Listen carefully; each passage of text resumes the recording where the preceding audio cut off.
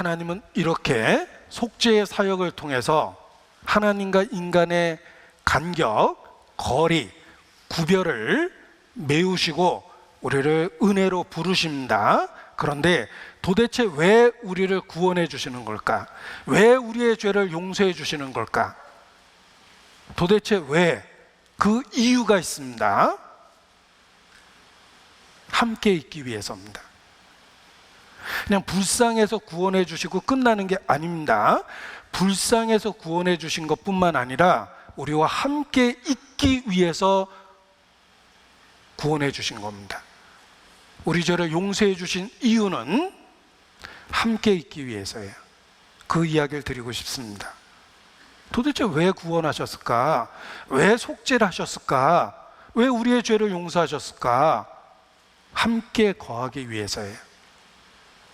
상처 준 아내, 나를 배반한 남편, 왜 그 슬픔 중에 다시 받아주고 용서하기로 결정했습니까? 용서하고 헤어지려고 그러는 게 아니죠. 용서하고 다시 예전처럼 함께 있기 위해서 용서해 준 거예요. 하나님도 그렇습니다. 왜 우리를 용서해 줬냐면 한마디로 함께 있기 위해서입니다. 그 이야기를 드리고 싶습니다. 42절, 이는 너희가 대대로 여호와 앞 회막문에서 늘 들을 번제라. 내가 거기서 너희와 만나고 내게 말하리라. 거기서 만나주겠다. I will meet you there. 제가 영어 써서 죄송한데 제가 이렇게 노트에 꼭 써놔요. 간단한 영어지만 내가 너를 거기서 만나주겠다. I will meet you there. 거기가 십자가라는 거예요. 43절, 내가 거기서 이스라엘 자손을 만나리니. 십자가에서 만나줍니다. 만나는 이유가 45절에 써 있죠. 내가 이스라엘 자손 중에 거하여 그들의 하나님이 되리니 그들은 내가 그들의 하나님 여호와로서 그들 중에 거하려고 그들을 애굽 땅에서 인도해낸 줄 알리라. 왜 우리를 애굽에서 인도하셨습니까? 너희와 함께 있기 위해서다. 왜 우리를 구원해 주셨습니까? 왜 우리의 죄를 용서해 주셨습니까? 내가 너와 만나고 너와 함께 있기 위해서다. 구원하신 이유는 함께 있기 위해서예요. 그래서 우리를 구원해 주신 것입니다. 구원은 단지 죄를 용서해 주신 일회적 사건이 아니라 용서한 이후에 함께 있게 하기 위해서 용서해 주신 거예요. 구원의 목적은 주님과 함께 하도록 용서해 주신 겁니다. 많이 부르는 찬송의 가사입니다. 내 죄를 속하여 주신 주, 내 속에 들어와 계시네. 내 죄를 씻으신 주 이름 찬송합시다. 내 죄를 속하여 주신 주, 도대체 왜? 내 속에 들어와 계시네. 그것이 목적이에요. 우리와 함께 있기 위해서 우리를 용서해 주신 겁니다. 용서 자체가 목적이 아니라는 겁니다. 용서하신 이유는 용서한 이후에 우리와 함께 있기 위해서. 따라서 신앙생활은 예수 그리스도를 통해 죄를 용서받는 것이 끝이 아니고 시작이며, 용서하셨기 때문에 이제 주 안에서 주님과 함께 동행하고 동거하고 연합할 수 있게 해주신 겁니다. 이제는 내 인생이 홀로 사는 인생이 아니라 주님과 함께 사는 인생이 된 겁니다. 우리의 구세주는 이름이 예수, 구원입니다. 그리고 임마누엘이라는 또 하나의 이름이 있습니다. 주께서 우리와 함께 하심이라. 우리가 믿는 구세주는 우리를 구원해 주시고 끝나는 것이 아니라 구원해 주셨기 때문에 이제 우리의 삶 가운데 함께 하십니다. 임마누엘, 우리와 함께하는 주님이 되신 거예요. 이제 죄를 용서받고 주님과의 동거가 시작된 겁니다. 이 동거는 영원한 세계로 이어지며 영원한 세계에서 영원히 계속될 거예요. 하나님의 나라는 이 땅에서 시작해서 영원한 세계로 이어지며 영원하게 존재하게 될 겁니다. 하나님의 나라는 장소적 개념이 아니라 주님과의 교통, 주님의 다스림 속에 있다는 뜻입니다. 이 땅에서 시작된 거예요. 천국이나 하나님의 비유가 장소적 개념으로 죽어서 가는 곳이라고 생각하면 예수님의 천국 비유의 모든 말씀이 수수께끼가 될 겁니다. 절대 못 깨닫습니다. 천국과 하나님의 비유는 장소적 개념이 아니라 주님이 다스리는 세계라는 뜻이에요. 주님이 왕으로서 위치를 갖고 자기 백성을 다스린다는 뜻입니다. 내가 구원을 받은 것은 하나님의 나라에 속한 거예요. 너희가 그의 나라라. 너희는 왕같은 제사장이요 그의 나라라. 우리의 삶 속에 이 땅에서 이루어지고 시작되고 영원한 세계로 지속되는 겁니다. 우리를 구원해 주신, 죄를 용서해 주신 목적이 하나님 나라의 시작이에요. 이제 우리와 함께 있기 위해서 우리 죄를 용서해 주시고 그리스도 안에서 교통하고 계십니다. 구약시대에는 회막이라는 제한된 제사가 드려지는 장소에서 만나주시고 함께 있습니다. 우리가 이 땅에 있는 한은 그리스도 안에서 우리를 받아주시고 교통하고 계십니다. 구약시대 회막은 곧 예수 그리스도며 회막 앞에서 만나주셨던 모습은 지금 그리스도 안에서 제한된 그곳에서 만나주시는 하나님의 섭리를 나타냅니다. 세상 사람 속에는 하나님의 나라가 없습니다. 그들에겐 그리스도가 없기 때문에 믿는 우리에게 그리스도가 있습니다. 그 그리스도 안에서 그리스도와 함께 우리를 만나주시고 이 땅에서의 삶에 동행해 주시는 것입니다. 신앙생활은 주님과의 동거 곧 동행입니다. 단지 죄를 용서받는 게 목적이 아니라 용서해 주신 이유가 동행과 동거입니다. 내 모든 죄 사함 받고 주 예수와 동행하니 그 어디나 하늘나라.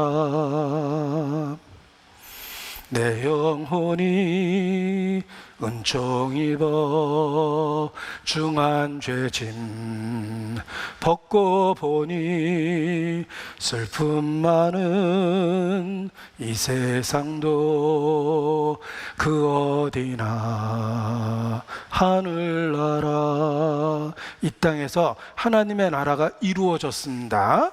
어떻게 이루어졌냐면 내 모든 죄 사함 받고 주 예수와 동행하니 그 어디나 하늘나라, 하나님의 나라가 내 삶 속에 이루어진 거예요.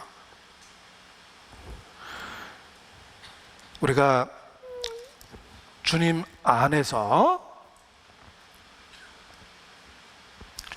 예수 그리스도를 통해서 하나님과 교통하며 하나님과의 동행이 이루어진 겁니다. 그리고 그러한 우리에게 이루어진 축복을 설명하시면서 우리가 지존자의 은밀한 곳에 거하고 있다 이렇게 표현하셨으며 하나님이 우리 각 사람의 집이 되어 주시겠다고 이렇게 표현해 주셨습니다.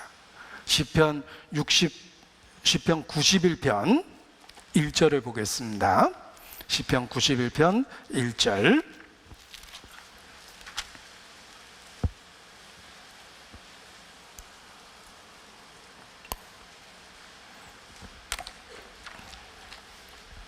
같이 읽겠습니다. 지존자의 은밀한 곳에 거하는 자는 전능하신 자의 그늘 아래 거하리로다. 자, 전능하신 자의 그늘, 지존자의 은밀한 곳. 우리는 주님의 은밀한 그 가장 은밀한 곳, 성소로 치면은 지성소입니다.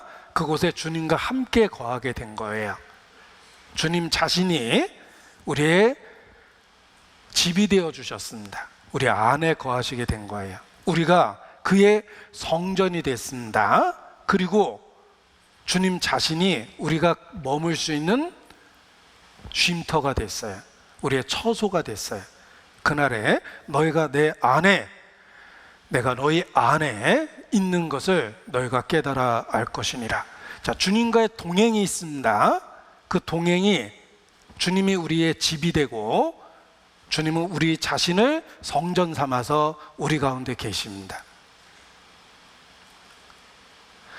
우리가 동행하고 동거하면 처소가 있어야 되잖아요. 주님은 우리 안에 거처를 정하시고 우리도 주님 안에 거처를 정하셨어요. 정하게 된 겁니다. 그래서 주님과의 동행과 동거가 이루어집니다. 이것이 신앙생활입니다. 주님은 기꺼이 자신의 지극히 거룩한 전능자의 처소를 우리를 위해서 내주셨어요. 그래서 지성소에 들어가는 문을 열고 들어오라고 얘기를 하신 거예요. 우리의 구세주는 우리의 집과 같이 우리가 머무는 곳이 됐으며 우리에게 쉼을 주고 안식을 주고 사랑을 받고 충전할 수 있는 처소가 되주셨습니다. 주님 자신이 우리에게 그러한 집이 되주신 거예요. 자, 모든 사람이 좋아하는 노래라고 이야기합니다. 즐거운 곳에서는 나로라 하여도 내 쉴 곳은 집구석밖에 없다. 이 노래가 Sweet My Home 이라는 세계적으로 많이 불려지는 노래입니다. 주님 자신이 우리의 스위트 홈이 되신 거예요.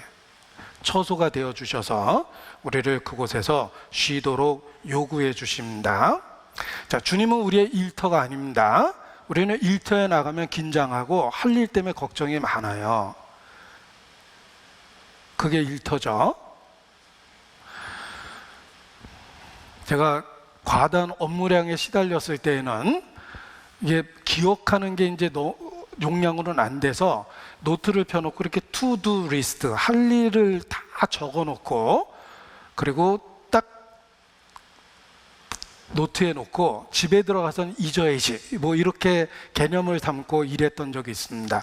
기억하기에는 너무 스트레스가 되는 거예요. 일이 너무 많으면. 자, 주님은 우리의 일터가 아니라 우리의 처소예요. 쉬는 곳이에요.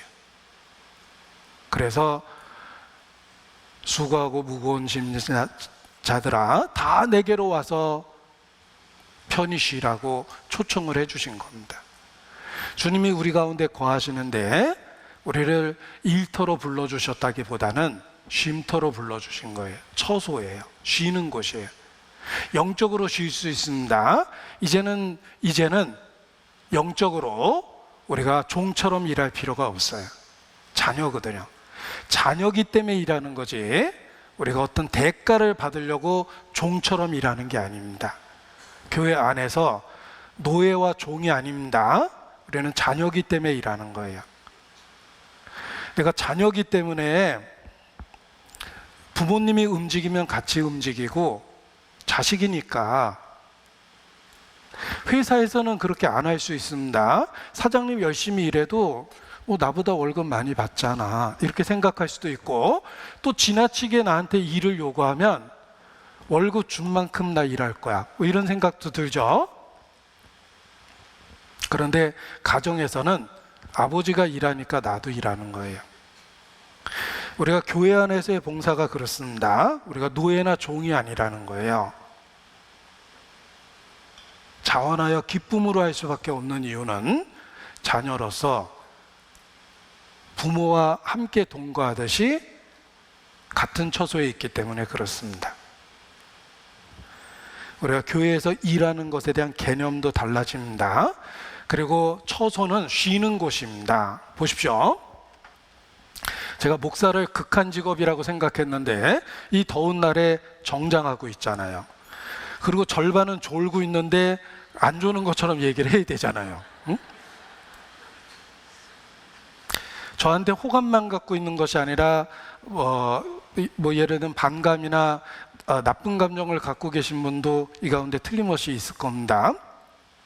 그럼에도 불구하고 제가 외적으로는 똑같이 대하려고 노력합니다. 이유는 목사니까. 그래서 이 목사가 극한 직업이다 이렇게 생각을 합니다. 그리고 늘 긴장할 수밖에 없어요. 그런데 집에 가면 제가 집에서 이루고 있는 건 아니죠. 어떤 분은 목사가 집에서 넥타이 메고 있는 줄 아는데, 집에 가면 편안해집니다. 일단 복장부터 편안해지고 표정도 편안해져요. 그냥 내가 짓고 싶은 표정을 짓습니다.